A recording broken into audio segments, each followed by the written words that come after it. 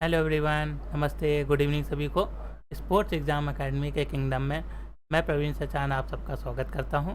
तो चलिए क्लास को स्टार्ट करते हैं। स्टार्ट करने से पहले प्लीज़ चैनल को एक बार लाइक और सब्सक्राइब कर दें और बेल आइकन को दबाना बिल्कुल भी ना भूलें। क्लास की पीडीएफ आपको व्हाट्सएप ग्रुप में मिल जाएगी, लिंक डिस्क्रिप्शन बॉक्स में दिया गया, वहाँ से आप उसको ज्वाइन कर सकते हैं। चलिए अब खेला स्टार्ट करते हैं और देखते हैं फर्स्ट क्वेश्चन क्या कह रहा। देखिए फर्स्ट क्वेश्चन कह रहा अमन कह रहे हैं खेला स्टार्ट हुए, बिल्कुल खेला स्टार्ट हुए। देखिए फर्स्ट क्वेश्चन क्या कह रहा, परीक्षण एवं त्रुटि सिद्धांत यानी कि ट्रायल एंड एरर थ्योरी किसके द्वारा प्रस्तावित यानी प्रपोज्ड किया गया था। ट्रायल एंड एरर थ्योरी किसने दिया था ये पूछा जा रहा। A Newton, B Pavlov, C Thorndike या डी कोहलर। सभी लोग इसका राइट आंसर कमेंट करेंगे। यस, अनुभव पूछ रहे हैं कि सर ये स्टेट की सीरीज़ है। बिल्कुल ये स्टेट की सीरीज़ है। इस बार जो भी क्वेश्चन अरेंज करे गए वो स्टेट को टारगेट करके अरेंज करे गए। अगर आप कंटिन्यू इस सीरीज़ को ज्वाइन करते रहेंगे तो 101% इस बार आपका स्टेट क्रॉस हो जाएगा। चलिए बस आप जो है भरोसा और कंटिन्यूटी को बनाए रखें। सभी लोग राइट आंसर कमेंट करें। यस, सबका बिल्कुल सही आ रहा। सी थॉर्नडाइक बिल्कुल सही है। चीटिंग तो नहीं कर रहे हैं ना सब। थॉर्नडाइक यहाँ से जो देख के आप आंसर कर दे रहे हो, अच्छा नहीं कर रहे हैं, श्योर। चलिए कोई नहीं, बढ़िया है। देखिए पावलाव हो चाहे थॉर्नडाइक हो या कोहलर, इनकी थ्योरी एग्ज़ाम में आती ही आती है। ठीक है, इसलिए हम तीनों को बहुत ही अच्छे से पढ़ेंगे और ध्यान रखेंगे, इसके ट्रिक भी एक बताएंगे ताकि आपको याद हो सके तीनों की थ्योरी में किसने कौन सी थ्योरी दी थी। देखिए सबसे पहले हम थॉर्नडाइक पे आते हैं। थॉर्नडाइक ने जो है ट्रायल एंड एरर थ्योरी दी थी। इन्होंने जो है बिल्ली मौसी पे एक्सपेरिमेंट किया था। आप देख सकते हैं बिल्ली मौसी क्यूट सी हैं, वाइट सी, अच्छी लग रही है ना। देखिए इन्होंने क्या किया, बिल्ली मौसी को एक पिंजरे में बंद कर दिया और फिर बिल्ली मौसी को भूख लगी तो बिल्ली मौसी इधर उधर पैर मारती हैं लेकिन भोजन उनको नहीं मिलता है। फिर अचानक से बिल्ली मौसी का पैर जो है इस पट्टे पर पड़ता है, वैसे ही जैसे इस पर पैर पड़ता है दरवाज़ा ओपन होता है और बिल्ली मौसी को जो है भोजन मिल जाता है। तो अब फिर क्या होता है, फिर बिल्ली मौसी को भूख लगी, फिर उन्होंने इधर उधर पैर मारा, फिर उनको याद आता है अच्छा इस पट्टे पर पैर मारने से दरवाज़ा खुल गया था। फिर क्या किया, उन्होंने इस पर पैर मारा, वैसे दरवाज़ा खुल गया, फिर इनको भोजन मिल गया। फिर तीसरी बार में बिल्ली मौसी ने बिना किसी गलती के इस पर पैर मारा और क्या हुआ, भोजन फिर मिल गया उनको। तो समझ गई अच्छा मेरे साथ खेला हो रहा था। फिर इसके बाद बिल्ली मौसी बिना किसी गलती के इस पर पैर मारती थी, दरवाज़ा खुलता था, उनको भोजन मिल जाता था। तो इस तरीके से थॉर्नडाइक ने बताया कि इंसान हो या जानवर कोई भी हो, सब अपनी गलतियों से सीखते हैं, गलती करते हैं, प्रयास करते हैं, फिर उससे सीखते हैं। इसीलिए इस थ्योरी का नाम भी पड़ गया ट्रायल एंड एरर थ्योरी, यानी गलतियाँ करेंगे फिर उससे प्रयास करेंगे फिर उससे हम सीखेंगे। ठीक है, इस तरीके से जो है इन्होंने अपनी थ्योरी दी थी। अब पावलाव पे आ जाते हैं। देखिए थोड़ा सा यहाँ इरेज कर लेते हैं। पावलाव ने कौन सी थ्योरी दी थी और थॉर्नडाइक ने कौन सी दी थी और कोहलर ने कौन सी दी, इसका नाम पहले देख लेते हैं। देखिए पावलाव ने जो है कंडीशनिंग थ्योरी दी थी। पावलाव ने कौन सी थ्योरी दी थी, कंडीशनिंग थ्योरी दी थी। थॉर्नडाइक ने ट्रायल एंड एरर थ्योरी दी थी, ये ऊपर लिखा ही हुआ है नाम इसका। और कोहलर ने कौन सी थ्योरी दी थी, इनसाइड लर्निंग थ्योरी दी थी। कोहलर ने कौन सी थ्योरी दी थी, इनसाइड लर्निंग थ्योरी दी थी। हिंदी में इसको क्या बोलते हैं, अंतर्दृष्टि का सिद्धांत। हिंदी में क्या बोलेंगे इसको, यहाँ लिख लेते हैं अंतर्दृष्टि का सिद्धांत। अंतर्दृष्टि का सिद्धांत, ठीक है। चलिए अब पावलाव पे देखते हैं। पावलाव ने क्या किया, इन्होंने भी बिल्ली मौसी की तरह एक डॉग को जो है पिंजरे में बंद किया, कुत्ते को पिंजरे में बंद किया। यहाँ ओपन है, इसको भी हम बंद कर लेते हैं पिंजरे में। तो हुआ क्या कि जब इसको बंद करा और फिर क्या करते थे पावलाव जी, स्टिमुलस के तौर पे एक बेल को यूज़ करते थे। स्टिमुलस मतलब उत्तेजना, यानी जिसको देख के उत्तेजना आए, फीलिंग आए। जैसे जैसे बेल बजती थी फिर क्या होता था, भोजन आता था, भोजन को देख के कुत्ते की क्या आती थी, लार आती थी, यानी स्टिमुलस आती थी, सॉरी स्लाइवा आती थी। वो क्या होता था, रिस्पॉन्स होता था। यानी कि स्टिमुलस बजा, बेल बजी, भोजन आया, भोजन को देख के कुत्ते की लार आई, यानी कुत्ते ने रिस्पॉन्स करा उसको देख के। तो इन्होंने क्या किया, एक कंडीशन बना दी। फिर इसके बाद क्या हुआ कि बेल बजती थी, भोजन आता था, लार आती थी। फिर एक बार क्या किया इन्होंने, बेल बजाई लेकिन भोजन नहीं आया और देखा कि कुत्ते की तब भी लार आ गई, यानी स्लाइवा आ गई। तो देखा, उन्होंने ये बताया कि यानी कि स्टिमुलस को देख के रिस्पॉन्स आता था। तो यानी स्टिमुलस घंटी की आवाज़ जो है कुत्ते के अंदर उत्तेजना पैदा करती थी और वो उसके अंदर जो है रिस्पॉन्स उसको प्रेरित करती थी रिस्पॉन्स करने के लिए। तो इन्होंने ये बताया, ठीक है। इस तरीके से जो है इन्होंने अपनी थ्योरी दी थी। अब बात कर लेते हैं कोहलर पे। कोहलर ने क्या दिया था, अंतर्दृष्टि का सिद्धांत दिया था, यानी कि इनसाइड लर्निंग थ्योरी दी थी। इन्होंने बताया कि इन्होंने चिंपैंजी पे एक जो है एक्सपेरिमेंट किया था, उसका नाम क्या था, सभी लोग कमेंट करें। यस, सुल्तान, बिल्कुल सही आ रहा। सुल्तान पे जो है इन्होंने अपना एक्सपेरिमेंट किया, उसको भी इन्होंने एक पिंजरे पे बंद किया, और फिर क्या किया, ये मान लीजिए सुल्तान यहाँ है, फिर इस आसपास एक बॉक्स रख दिया, एक छड़ रख दी, ऊपर केले लटका दिए थे, ठीक है। अब सुल्तान को भूख लगी तो उसने केले पहले तोड़ने के ऐसे प्रयास करा, नहीं टूटा। फिर उसने आसपास देखी छड़ रखी, छड़ से प्रयास करने की कोशिश करी, लेकिन फिर भी नहीं पहुंच पाया। फिर उसने थोड़ी देर में देखा कि आसपास बॉक्स रखे हुए हैं खूब सारे, तो बहुत सारे बॉक्स रखे थे। इसने क्या किया, इन सब बॉक्स को एक के ऊपर एक रखना चालू करा, और फिर इसके ऊपर खड़े होकर छड़ से केले को तोड़ा और टूट गया, और फिर इसने खा लिया। तो इन्होंने बताया कि इंसान जो है अपनी सूझबूझ से ही सीखता है। यहाँ पर देखिए सुल्तान ने क्या किया, अपनी सूझबूझ का ही तो इस्तेमाल किया, कोई उसको सिखाने तो आया नहीं था कि किसी ने उसको सिखाया हो, तो उसने अपनी सूझबूझ से क्या किया, केले को तोड़ लिया था। तो यही कोहलर की क्या थी, थ्योरी थी कि इंसान जो है अपनी सूझबूझ से सीखता है, इसीलिए इसका नाम भी पड़ा अंतर्दृष्टि, यानी कि खुद से ही सीखता है। अब देखिए इसकी ट्रिक समझते हैं। देखिए पाव लाव में ये क्या लिखा है, पाव, ये क्या लिखा है, पाव। लाव मतलब कुत्ता, ठीक है, यानी कुत्ते को पास में बुलाने के लिए क्या करते हैं, पाव को बुलाते हैं, ठीक है। इतना तो सबको याद है कि पावलोव ने क्या किया था, कुत्ते पे एक्सपेरिमेंट किया था। तो कुत्ते को बुलाने के लिए क्या करते हैं, पाव को इस्तेमाल करते हैं, यानी ब्रेड दिखाएंगे तो कुत्ता क्या होगा, दरवाजे पे आएगा। हम क्या कर रहे हैं, उसके आगे कंडीशन बांध रहे हैं, यानी हमने ब्रेड की कंडीशन रख दी कि ब्रेड तभी मिलेगी जब वो दरवाजे पे आएगा। तो कुत्ता आता है तो ब्रेड पाता है, ठीक है, कुत्ता आता है तो ब्रेड पाता है, यानी कि क्या किया, उसको कंडीशन कर दिया हमने। तो पावला ने कौन सी थ्योरी दी, कंडीशनिंग थ्योरी दी। थॉर्नडाइक ने कौन सी थ्योरी दी, ट्रायल एंड एरर थ्योरी दी। अब देखते हैं थॉर्नडाइक में ये लिखा है, क्या लिखा है, टी, और ट्रायल में क्या लिखा है, ये टी, यानी टी से टी को कनेक्ट करेंगे। थॉर्नडाइक मतलब ट्रायल, टी से T, Thorndike trial, Thorndike trial, इस तरह से हम इसको याद रखेंगे, टी से टी को कनेक्ट करेंगे। थॉर्नडाइक ने कौन सी दी, ट्रायल थ्योरी दी। अब आगे बात कर लेते हैं कोहलर पे। देखिए कोहलर ने क्या बताया, अंतर्दृष्टि का सिद्धांत दिया। कोहलर को थोड़ी देर के लिए हम लोग क्या पढ़ते हैं, कोहरा। कोहलर को क्या पढ़ते हैं थोड़ी देर के लिए, कोहरा। देखिए जब कोहरे में हम लोग गाड़ी चलाते हैं तो हम लोग क्या करते हैं, अपनी अंतर्दृष्टि का मतलब कि अपने सेंस का यूज़ करते हैं, क्योंकि कोहरे में हमें कुछ दिख तो रहा नहीं होता है, तो हम क्या करते हैं, सेंस से गाड़ी चलाते हैं, यानी अपनी अंतर्दृष्टि, अपनी अंदाजे से जो है गाड़ी को आगे बढ़ाते हैं। तो वही चीज़ बताई कोहरे ने यानी कोहलर ने क्या दिया, अंतर्दृष्टि, यानी अंतर्दृष्टि मतलब अंदाजा, सेंस है। हम अंतर्दृष्टि का यूज़ करते हैं, यानी अपने खुद की मन की आंखों से देखते हैं, अपने अंदाजे से चलते हैं।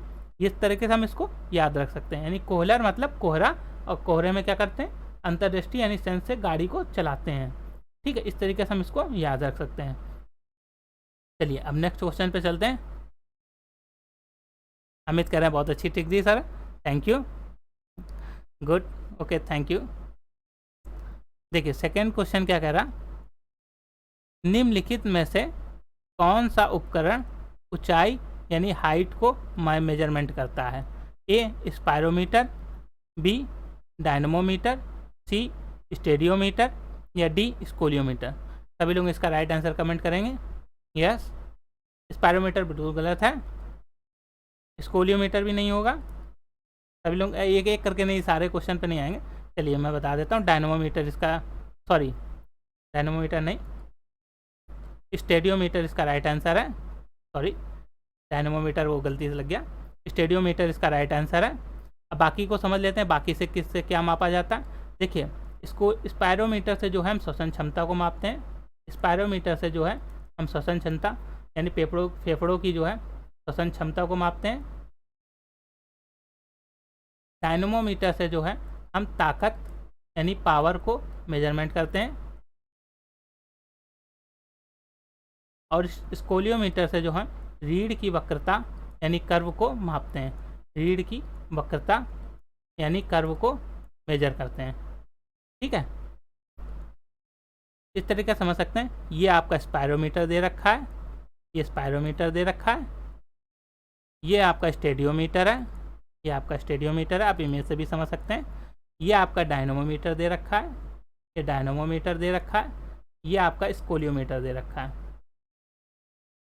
ठीक है, यहाँ पर रीढ़ को जो है वक्र में रखते हैं और इससे जो है माप मेजर करते हैं। इसमें इसको खींच के अपनी स्ट्रेंथ को मापते हैं, स्टेडियोमीटर में खड़े होकर हाइट को मापते हैं, इसमें जो है फूंक मार के अपने फेफड़ों की क्षमता को मापते हैं।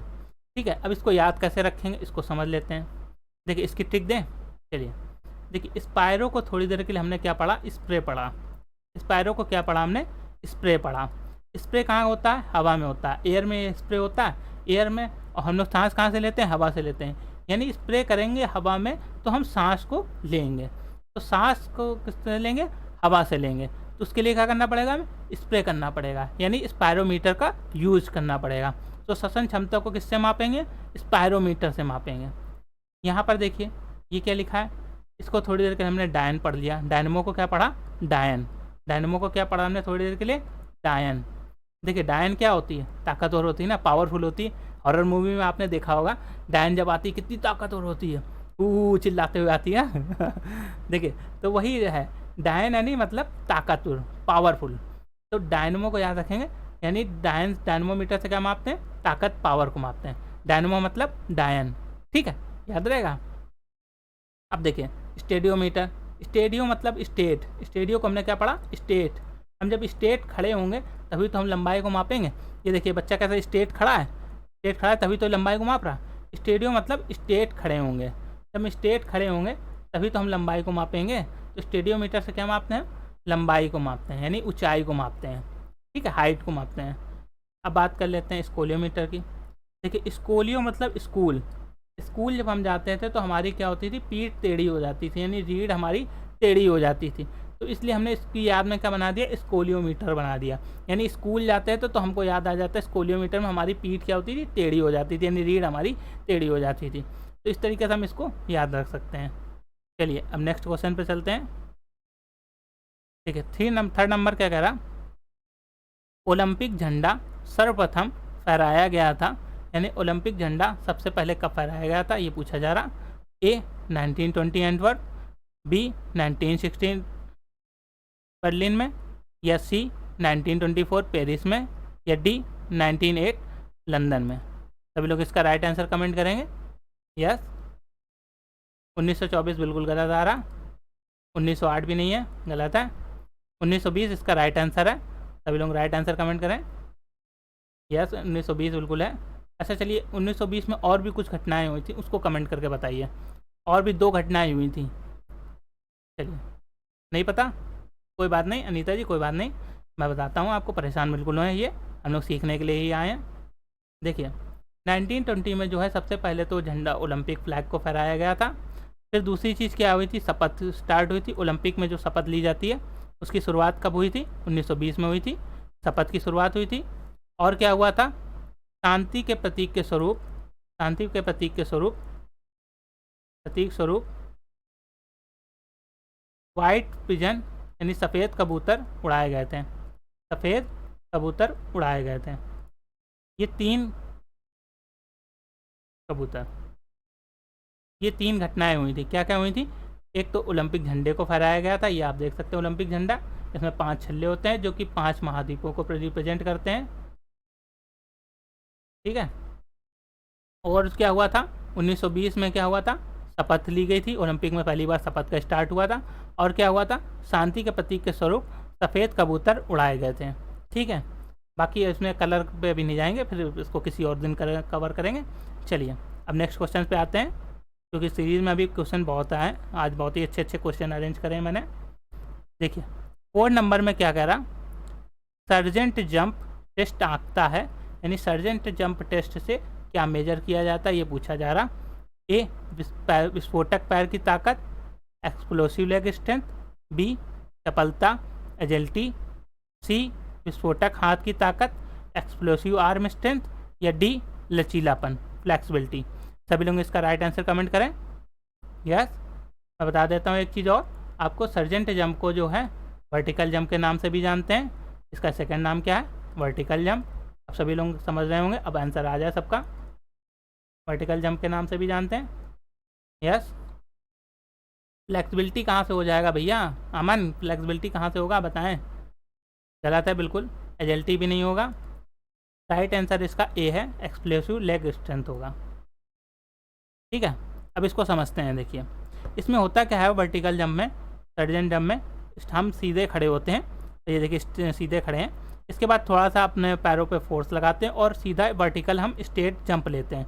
ये देखिए जंप लिया, यहाँ तक गए। इस इमेज में भी समझ सकते हैं, यहाँ पर क्या होता है, पैरामीटर लगा होता है। यहाँ पर मीटर नहीं लगा, लेकिन यहाँ पैरामीटर लगा होता है। उससे क्या होता है, हम अपनी हाइट को मापते हैं कि कितनी ऊंचाई तक हमने जंप को लगाया। देखिए यहाँ तक गई बंदी, तो यहाँ पर क्या हुआ, ये मीटर ने बता दिया कि यहाँ तक आपकी जंप है। इस तरीके से हम क्या करते हैं, पैरों की ताकत को मापते हैं।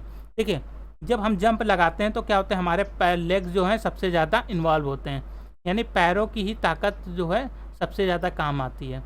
तो क्या होगी, देखिए अपर बॉडी भी ले रही है मूव, लेकिन वो सबसे ज़्यादा पावर जनरेट कहाँ से हो रही है, आपके पैरों से हो रही है। तो यानी कि लेग की ही तो हम स्ट्रेंथ को मापेंगे इससे, जिससे ज़्यादा ताकत लगेगी उसी की तो पावर को मापा जाएगा। तो यानी कि लेग की हम स्ट्रेंथ को इससे क्या करते हैं, मापते हैं, क्योंकि मेन रील मतलब जो है हमारा रोल जो है पैर अदा कर रहे होते हैं। ठीक है, चलिए अब नेक्स्ट क्वेश्चन पे चलते हैं। देखिए 5 नंबर क्या कह रहा, निम्नलिखित में से कौन सा घटक यानी कंपोनेंट स्वास्थ्य संबंधी शारीरिक क्षमता यानी फिजिकल फिटनेस का नहीं है। नहीं पूछा जा रहा, यानी कि पूछ रहा है कौन सा फिजिकल फिटनेस कंपोनेंट जो है इसमें से रिलेट नहीं करता है, वो पूछा जा रहा। ए ताकत स्ट्रेंथ, बी लचीलापन फ्लेक्सिबिलिटी, या सी स्पीड, या डी सहनशीलता इंड्योरेंस। सभी लोग इसका राइट आंसर कमेंट करें। यस, कुछ लोग फ्लेक्सिबिलिटी बोल रहे हैं, बिल्कुल गलत है। अरे भैया इमेज में तो देख लो, इमेज में ही दे रखा है आपका यहीं पर। स्पीड जो है इसका राइट आंसर है, यानी स्पीड जो है फिजिकल फिटनेस कंपोनेंट से रिलेट नहीं करता है, इसका राइट आंसर हो जाएगा। देखिए हमने आपको जो है इससे पहले सीरीज़ में भी बताया था कि फिजिकल फिटनेस के कितने कंपोनेंट होते हैं। सभी लोग राइट आंसर कमेंट करें। मैं रिवीजन के तौर पर इसको फिर से बता देता हूँ, क्योंकि कुछ इस बार नए बच्चे भी जुड़े हुए हैं। देखिए 5 जो है फिजिकल फिटनेस कंपोनेंट होते हैं।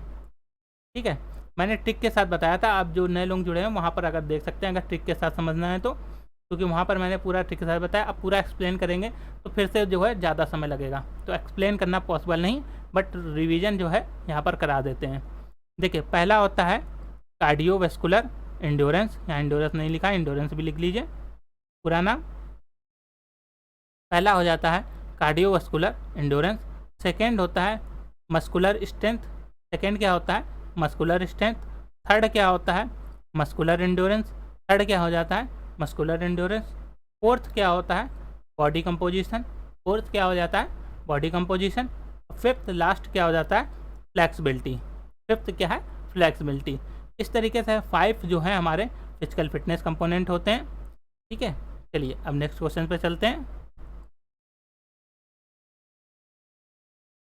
अनीता पूछें सीरीज़ कहाँ मिलेगी। आप जो है हमारे वीडियो के चैनल में प्लेलिस्ट में भी जा सकते हैं, वहाँ पर टॉप 10 सीरीज़ करके आपको प्लेलिस्ट क्रिएट करी गई है, वहाँ से आप जो है पुरानी ओल्ड सीरीज़ को देख सकते हैं। टॉप 10 में मिल जाएगी, H1 H2 H3 करके इस तरीके से जो है सीरीज़ के नाम दे रखे हैं, वहाँ से आप जो है इसको देख सकते हैं। चलिए 6 में क्या कह रहा है, काइफोसिस को यह भी कहा जाता है, यानी काइफोसिस का सेकेंड नाम पूछा जा रहा है। काइफोसिस को क्या कहते हैं, ए होलो back, be round back, C lateral back, या डी बैक कर्व। सभी लोग इसका राइट आंसर कमेंट करें। यस, निशा करें लैटरल बैक, बिल्कुल गलत है। यस, अमन बता रहे हैं बैक कर्व, वो भी गलत आ रहा है आपका आंसर। देखिए मैं बताता हूँ, राउंड बैक के नाम से जानते हैं। का सेकेंड काइफोसिस का सेकेंड नाम क्या है, राउंड बैक। होता क्या है, ये देखिए नॉर्मल स्पाइन होती है हमारी, लेकिन काइफोसिस में क्या होता है, इसमें कंधे के पास जो है पीछे जो है एक कुबड़ सा निकल आता है, यानी कुबड़ सा हो जाता है, इसीलिए इसको सेकेंड एक और नाम से जानते हैं, कुबड़ापन के नाम से भी इसको जानते हैं, इसको कुबड़ापन के नाम से भी जाना जाता है। और क्या है, देखिए काइफोसिस में क्या है, इसकी ट्रिक बताते हैं। काइफोसिस में क्या है, इसको काइफोसिस को हमने पढ़ा है क्या, गाय। काइफोसिस को थोड़ी देर के लिए क्या पढ़ लेते हैं, गाय। गाय के फोसिस मतलब फोड़ा हो गया, यानी गाय के ऊपर क्या हो जाता है, फोड़ा हो जाता है, यानी कुबड़ सा निकल आता है। तो उससे हम याद रखेंगे गाय के क्या हो गया, फोड़ा हो गया, यानी काइफोसिस मतलब कुबड़ापन। ठीक है, इस तरीके से हम इसको रिलेट कर सकते हैं। बड़े मजा। निशा कह रहे हैं कि सर गाय हमारी माता, हमको कुछ नहीं आता। चलिए कोई नहीं, लेकिन यहाँ हमको सब कुछ आता है। ठीक है, चलिए देखिए, टाइफोसिस मतलब गाय मतलब कूड़ापन। ठीक है, याद रखे, चलिए कोई नहीं, आपको याद रहे बस। देखिए अब बात कर लेते हैं हॉलोबैक की। हॉलोबैक को समझते हैं। हॉलोबैक के सेकंड नाम बताइए, चलिए अब तो हॉलोबैक का बताएं, देखिए क्या आता है क्या नहीं आता। यस, लॉर्डोसिस बिल्कुल सही आ रहा। एक और नाम होता है इसका, और बताएं। नहीं पता? सैडल बैक के नाम से भी इसको जानते हैं। इसके 3 नाम होते हैं, सैडल बैक, लॉर्डोसिस और हॉलोबैक। हॉलोबैक होता है क्या, इसको समझ लेते हैं। देखिए हॉलोबैक में होता क्या है, यहाँ पीठ में जो है, यहाँ पर कमर के पास जो है एक कर्व सा बन जाता है हमारे, गड्ढा, यानी कर्व मतलब गड्ढा सा बोल सकते हैं कि पीछे जो है गड्ढा सा बन जाता है, इसीलिए इसको कर्व भी बोलते हैं। ये होता क्या है, जैसे कि आप याद देखे होंगे घोड़े के ऊपर जो है बैठने वाला जो काठ होता है, उसके ऊपर जो है ऐसे गड्ढा कर्व सा होता है, वैसा कर्व सा जो है हमारी बैक में जो है बन जाता है। ये देख भी सकते हैं आप, इमेज में दिखाया भी गया। तो उसको क्या बोलते हैं, हॉलो बैक बोलते हैं। अब इसकी ट्रिक क्या होगी, देखिए बैक में क्या होता है, होल, होल मतलब गड्ढा, होल हो जाता है, यानी ये देखिए होल लिखा है, होलो, होलो को हमने क्या पढ़ा, होल, होल हो जाता है यानी गड्ढा हो जाता है, यानी कर्व हो जाता है। कर्व हो जाता है तो उसके क्या हो जाता है, कर्व होता है, तो इसलिए हम इसको क्या पढ़ा, हॉलो बैक पढ़ लिया। ठीक है, हॉलो मतलब होल हुआ, कहाँ, होल मतलब कर्व हो गया, कहाँ हुआ, बैक में हुआ। ठीक है, और दूसरा सेकंड नाम लॉर्डोसिस को कैसे याद रखेंगे, देखिए लॉर्ड यानी प्रिंसेस लोग क्या कहते थे, घोड़े की काट पे बैठते थे, यानी कर्व पे बैठते थे, तो लॉर्डोसिस मतलब कर्व, कर्व पे बैठा करते थे। ठीक है, इस तरीके से हम इसको भी याद रख सकते हैं। चलिए अब नेक्स्ट क्वेश्चन पे चलते हैं और देखते हैं नेक्स्ट क्वेश्चन क्या कह रहा। 7 नंबर कह रहा, एक राउंड रॉबिन प्रतियोगिता यानी टूर्नामेंट जिसमें 8 टीमें भाग ले रही हैं, कितने चक्र खेले जाएंगे, यानी 8 टीम कितनी है, 8 है। ठीक है, 8 टीम है, और इसमें जो है कितने राउंड खेले जाएंगे ये पूछा जा रहा, राउंड की संख्या पूछ रहा, और प्रतियोगिता किस टाइप की है, राउंड रॉबिन है। चलिए अब सभी लोग राइट आंसर कमेंट करें। 28 बिल्कुल गलत आ रहा, आप फार्मूला गलत लगा रहे हैं। कौन सा लगा रहे हैं पहले तो अच्छा मुझे बताइए, राउंड रॉबिन कौन सी प्रतियोगिता है, सभी लोग इसका राइट आंसर कमेंट करें। नॉकआउट गलत है, ये देखिए तभी गलत हो रहा है आपका, आपने फार्मूला गलत लगा रहे थे। राउंड रॉबिन जो है ये लीग टूर्नामेंट का नाम है, सेकंड नाम होता है। हमने आपको देखिए उस समय जब हमने फर्स्ट सीरीज़ ली थी तो हमने जो है लीग के पूरे टूर्नामेंट का जो है पूरा स्ट्रक्चर मैंने बताया था, इसीलिए मैं कह रहा हूँ कि देखिए अब पूरा पढ़ाना बड़ा ही मुश्किल है, आप पहली वाली सीरीज़ देखते चलें, आपने एक भी सीरीज़ छोड़ी तो आपका बहुत कुछ मिस हो जाएगा। अब यही फ़ायदा होता है, देखिए आपने यहाँ पर क्वेश्चन सीरीज़ कह रहा था कि बेकार होती, क्वेश्चन सीरीज़ बहुत ही अच्छी होती, इसीलिए मैंने स्ट्रेटजी बताई आपको। अगर स्टेट क्रॉस करना है तो आपको क्वेश्चन सीरीज़ को ज्वाइन करना ही पड़ेगा। यहाँ पर क्या होता है, एक क्वेश्चन में देखिए आपने कितनी तरीके से क्वेश्चन को तैयार कर लिया। अभी आपने टूर्नामेंट के सारे टाइप भी पढ़ लिए, अब आपने टूर्नामेंट में फार्मूले जो होते हैं वो भी आज समझ लेंगे, यानी राउंड निकालना, मैच निकालना, ये भी आप समझ गए। ठीक है, अभी आगे जो है और भी क्वेश्चन टूर्नामेंट से रिलेटेड हैं, तो इस तरीके से हम देखिए टूर्नामेंट से कहाँ कहाँ से कैसे कैसे क्वेश्चन बन सकते हैं वो समझ लेते हैं, और हमारा सारा सिलेबस भी इसी तरीके से क्विकली रिवीजन हो जाता है हमारा। ठीक है, चलिए देखिए लीग का ये होता है टाइप। अब आगे बढ़ते हैं, देखिए फार्मूला देखते हैं। देखिए लीग में क्या होता है, सिंगल लीग में टोटल मैच निकालने का फार्मूला होता है, यानी कुल मैच निकालने का फार्मूला होता है n-1/2। ठीक है, और अगर राउंड निकालना हो तो राउंड में क्या होता है, अगर टीम यदि सम दे रखी है, सम यानी कि इवन दे रखी है, इवन है, तो फार्मूला हो जाएगा n-1, और यदि सम विषम है यानी टीम विषम है, ऑड है, तो फार्मूला हो जाएगा n। n क्या है, नंबर ऑफ टीम है, n क्या है, नंबर ऑफ टीम है, नंबर ऑफ टीम है। ठीक है, अब इसको फार्मूले को रखते हैं, देखते हैं। देखिए 8 कैसा है, सम है या विषम, सम है ना, तो फार्मूला कौन सा लगेगा, फर्स्ट वाला लगेगा, यानी n-1 वाला लगेगा। तो 8 - 1 = 7, यानी राइट कौन सा हो जाएगा, आंसर डी, 7 इसका राइट आंसर होगा। चलिए अब नेक्स्ट क्वेश्चन पे चलते हैं। देखिए 8 नंबर क्या कह रहा, 3000 मीटर स्टीपल चेज दौड़ में कितनी बाधाएं पार करनी पड़ती हैं, ए 7 + 7, बी 14 + 7, सी 28 + 7 या डी 10 + 7। सभी लोग इसका राइट आंसर कमेंट करेंगे। यस, स्नेहा पूछेंगे सर ये प्लस क्यों लगा रखा है। ये देखिए प्लस क्या है, स्टीपल चेज में क्या होता है, वाटर जंप और हर्डल दोनों को मिक्स करके होता है। देखिए ये इमेज में दे रखा है, हर्डल और वाटर जंप दोनों होते हैं, इसलिए इसमें प्लस करके दिया हुआ है। सभी लोग इसका राइट आंसर कमेंट करें। अच्छा, अमित कह रहे हैं कि सर इसमें क्या डुबकी लगा के निकलते हैं क्या बाहर। हाँ बिल्कुल, इसमें डुबकी लगा के तैर के फिर निकलते हैं बाहर। अरे भैया ये पैर इसका स्लिप हो गया तो यहाँ पर ये गिर जा रही है उसमें, इसको हर्डल को पार करते हैं। ठीक है, राइट आंसर इसका सही है। 14 + 7 जितने कर रहे हैं वो गलत है, 28 + 7 इसका राइट आंसर है। यानी कि 28 हर्डल होती हैं, 28 हर्डल होती हैं और 7 क्या होती हैं, वाटर जंप होती हैं। इसमें 7 क्या होती हैं, वाटर जंप होती हैं। ठीक है, इस तरीके से हम इसको याद रख सकते हैं। चलिए अब नेक्स्ट क्वेश्चन पे चलते हैं और देखते हैं नेक्स्ट क्वेश्चन क्या कह रहा। 9 नंबर कह रहा, प्रतियोगिता पूर्व के आहार यानी डाइट में अधिकता होनी चाहिए। यानी कंपटीशन से पहले जो हम लोग फूड मील्स लेते हैं उसमें क्या अधिक होना चाहिए, ये पूछा जा रहा। ए फैट की, बी कार्बोहाइड्रेट की, सी प्रोटीन की या डी फाइबर की। सभी लोग इसका राइट आंसर कमेंट करेंगे। यस, फाइबर जितने लोग कमेंट कर रहे हैं ये गलत है, फाइबर नहीं होगा, कार्बोहाइड्रेट होगा इसका राइट आंसर। कार्बोहाइड्रेट की मात्रा सबसे अधिक होनी चाहिए। देखिए कंपटीशन से पहले जब हम लोग जाते हैं तो सबसे ज़्यादा देखा होगा आपने क्या खाते हैं, केले वगैरह खाते हैं। क्यों खाते हैं, तो केले जो हैं कार्बोहाइड्रेट का सबसे रिच सोर्स होते हैं। यानी केले में जो है कार्बोहाइड्रेट प्रचुर मात्रा में पाया जाता है। और कार्बोहाइड्रेट करता क्या है, ग्लूकोज के रूप में कन्वर्ट होकर हमें एनर्जी देता है, क्विक एनर्जी देता है सबसे ज़्यादा। तो आप अच्छा एक चीज़ और यहाँ पर बताएं, फैट हो, कार्बोहाइड्रेट हो या प्रोटीन, ये सब एनर्जी कितनी देते हैं वो भी बताइए, कमेंट करिए। यस, 9.1 किलो कैलोरी ऊर्जा सही आ रहा फैट का। कार्बोहाइड्रेट का भी बताएं, 4.1 या 4.2 भी बोल देते हैं, कहीं का लिखा रहता है किलो कैलोरी ऊर्जा। इसकी भी प्रोटीन में भी कितना होता है, 4.1 किलो कैलोरी ऊर्जा होता है। ये क्या है एनर्जी, ये भी पूछ लेता है, कई बार एग्जाम में आता है, इसलिए मैंने यहाँ पर बता दिया कि नाइन पूछता है कि फैट से कितनी एनर्जी मिलती है या कार्बोहाइड्रेट से कितनी एनर्जी मिलती है, तो वो यहाँ पर पूछा जाता है, तो वो हमने यहाँ पर इसको भी समझ लिया। चलिए अब नेक्स्ट क्वेश्चन पे चलते हैं और देखते हैं नेक्स्ट क्वेश्चन क्या कह रहा।